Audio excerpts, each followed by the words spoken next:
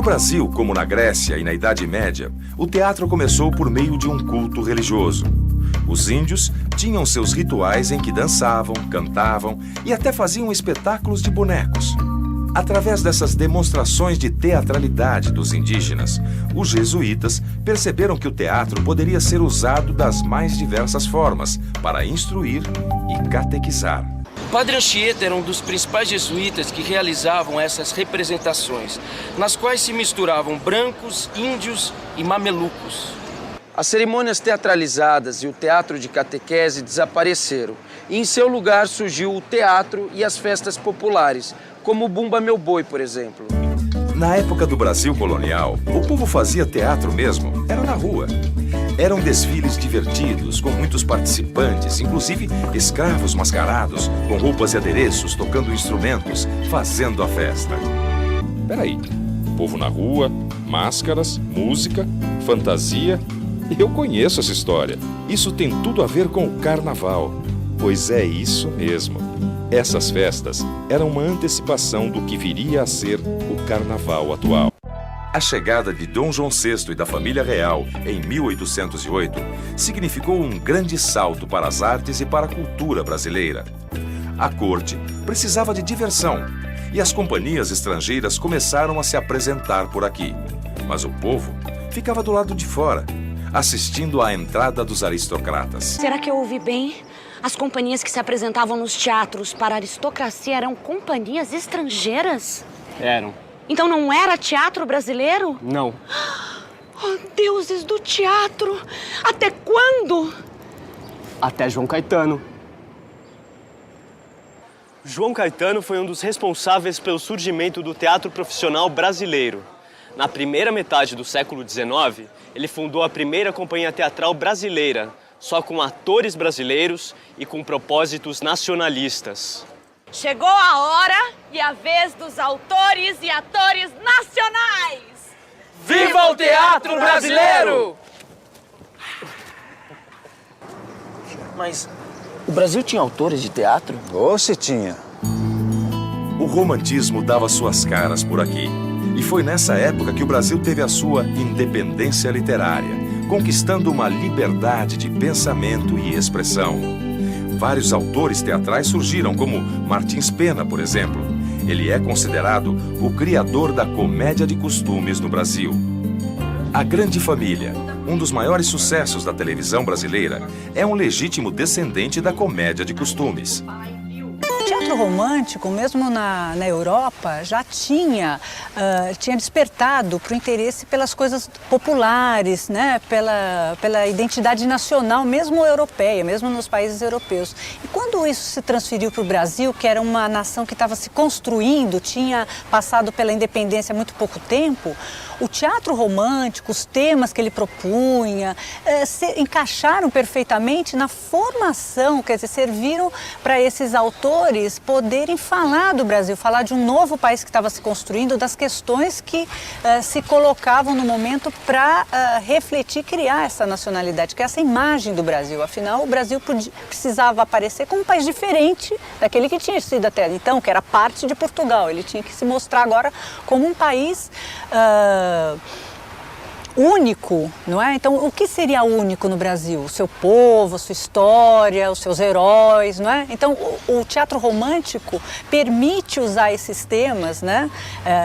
Incentiva que se usem esses temas nas suas peças, né? Então, ele se prestou muito bem a isso.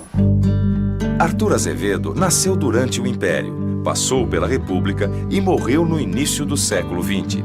Era especialista em teatro musicado, burletas e revistas. Era um craque do teatro brasileiro e ajudou a criar uma dramaturgia nacional autêntica. Procópio Ferreira, Leopoldo Frois e Lucília Pérez foram grandes astros das comédias de costumes. Eu ouço falar muito do teatro de revista.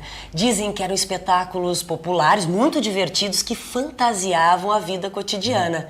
E a Dercy Gonçalves era a estrela desta época. E uma coisa muito curiosa, eles contratavam um grupo de umas 10 pessoas, todo o espetáculo, para rir e aplaudir nas horas certas. Era a claque. Inspirada na claque, a televisão também tem lá suas maneiras de animar o público. 28 de dezembro de 1943 foi um dia histórico para o teatro moderno brasileiro. Foi a estreia da peça Vestido de Noiva, de Nelson Rodrigues, com direção de Zimbinski, cenários de Santa Rosa, representado pela companhia Os Comediantes, no Teatro Municipal do Rio de Janeiro. Foi um sucesso estrondoso, com mais de 20 minutos de aplausos em pé. Outro autor de longa data é Ariano Suassuna.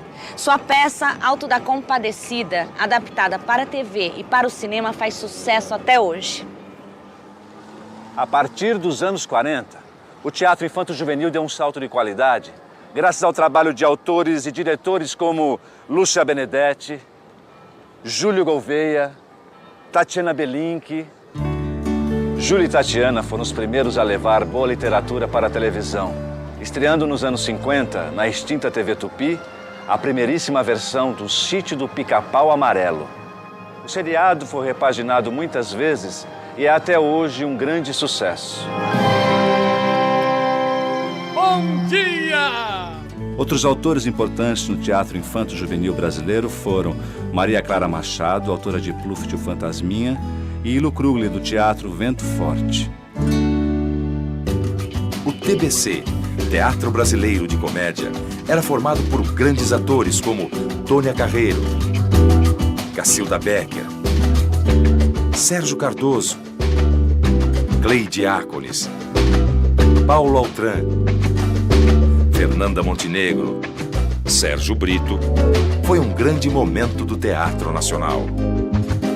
O Teatro Oficina foi criado com a participação de José Celso Martinez Correia, Renato Borg, Fauzi Arap, Eti Fraser e Amir Haddad. Em 1967, o grupo montou seu espetáculo de maior sucesso, O Rei da Vela, de Oswald de Andrade. O Teatro de Arena é outro que virou história. O maior sucesso do grupo de Augusto Boal foi a montagem de Eles Não Usam Black Tie, em 1958, texto escrito pelo então jovem ator Gianfrancesco Guarnieri. A cultura brasileira viveu um surto que durou de 45 a 64 até 68, em que o teatro, junto com o cinema, a televisão, música, viveu um grande momento de criatividade. Os grupos da época, Arena, Oficina, eles terminaram basicamente por causa do golpe militar de 64. Em primeiro lugar, pela perseguição direta a alguns artistas e a censura dos textos e dos espetáculos. E, em segundo lugar, por uma nova conjuntura econômica que levou a que os grupos não pudessem sobreviver daquela maneira. A partir dos anos 90, com a abertura política, a gente vive um novo momento, com o surgimento de autores, atores e principalmente grupos no Rio de Janeiro, em São Paulo e no Brasil inteiro, que nesse momento produzem com grande qualidade.